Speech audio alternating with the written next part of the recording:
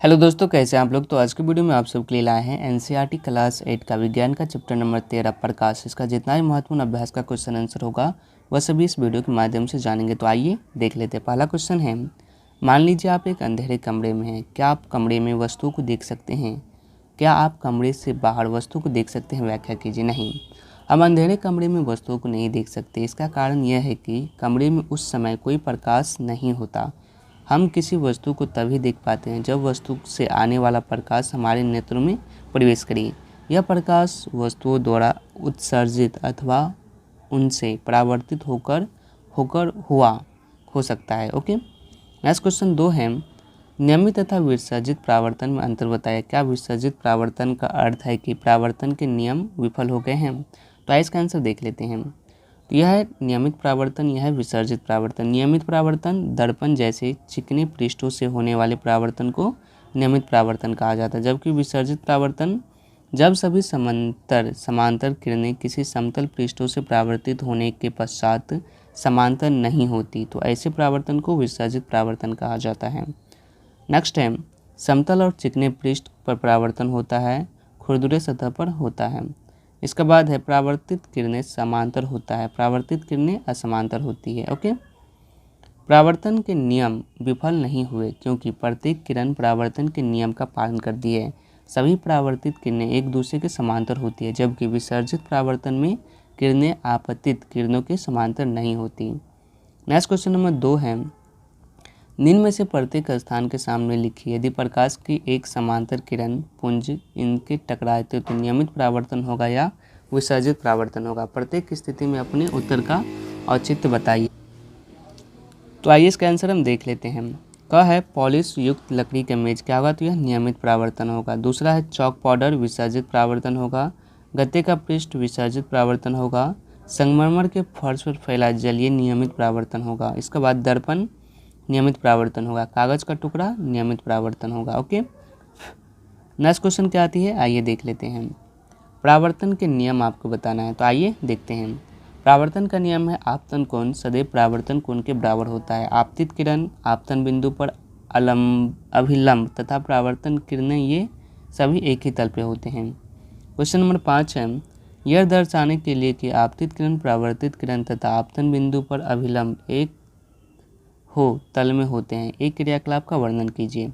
तो एक कागज की शीट को मेज पर रखें तथा उसके बीच में एक सीधी रेखा पेंसिल और मापनी की सहायता से खींचें।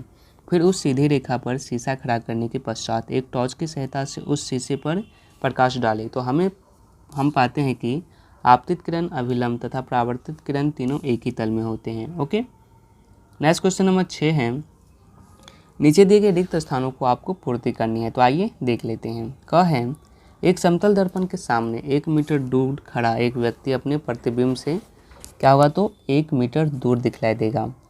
ख है, यदि किसी समतल दर्पण के सामने खड़े होकर अपने दाएं हाथ से अपने खाली स्थान में क्या हो जाएगा? बाएं कान की छुए तो दर्पण में ऐसा लगेगा कि अपना दायां कान बाएं हाथ से छुआ हुआ यानी उल्टा दिखलाई देगा।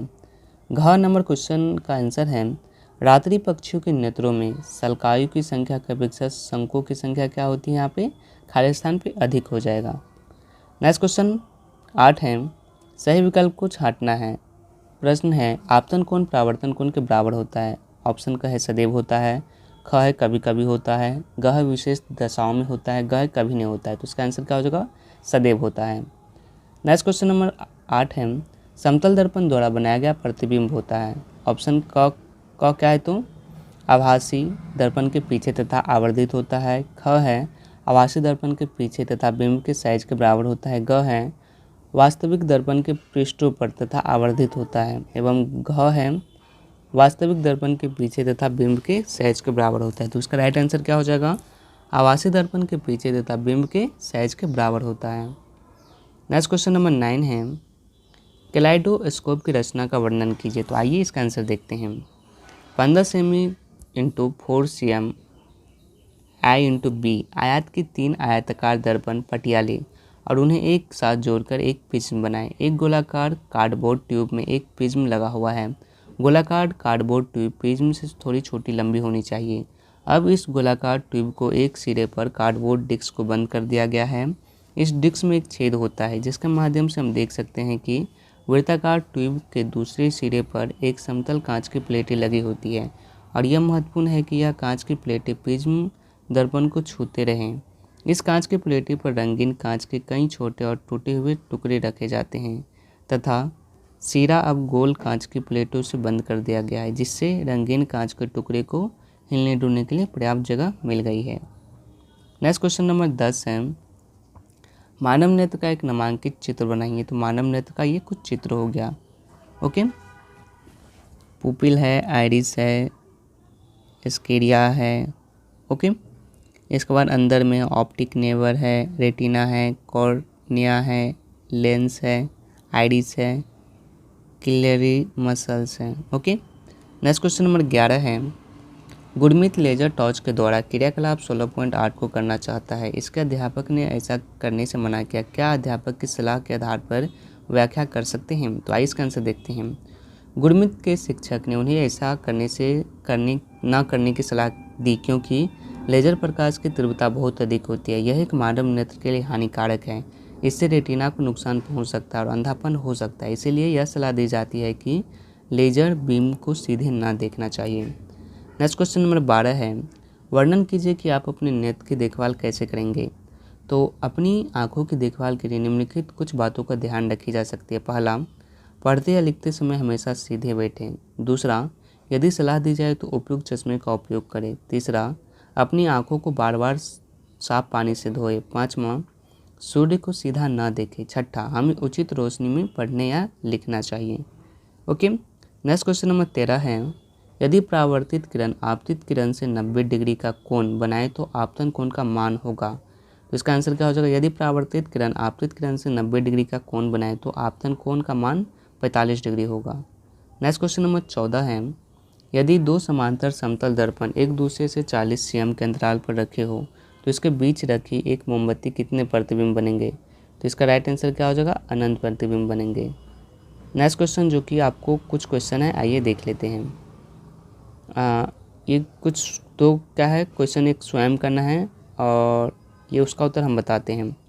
चित्र 16.20 में दर्शाए अनुसार बूझो एक समतल दर्पण के ठीक सामने पार्श्व के कुछ हटकर किनारे ए पर रखा होता है। क्या वह स्वयं को दर्पण में देख सकता है? क्या वह PQ या तथा R पर स्थित वस्तु को प्रतिबिंब देख सकता है? तो आइए देख लेते। नहीं, वह स्वयं को दर्पण में नहीं देख सकता है। PQ पर स्थित यानी P और Q पर स्थित वस्तु के प्रतिबिंब को नहीं देख सकता, लेकिन R पर स्थित जो वस्तु है प्रतिबिंब नहीं देख सकता है। ओके, नेक्स्ट क्वेश्चन क्या है, आइए देख लेते हैं। इसको स्वयं करना है। तो यही थी आज के वीडियो में, बस इतना ही। वीडियो पसंद आया तो वीडियो को लाइक कीजिएगा। अगर आप इसका PDF डाउनलोड करना चाहते हो तो डिस्क्रिप्शन में लिंक है, वहाँ से डाउनलोड कर सकते हैं। धन्यवाद।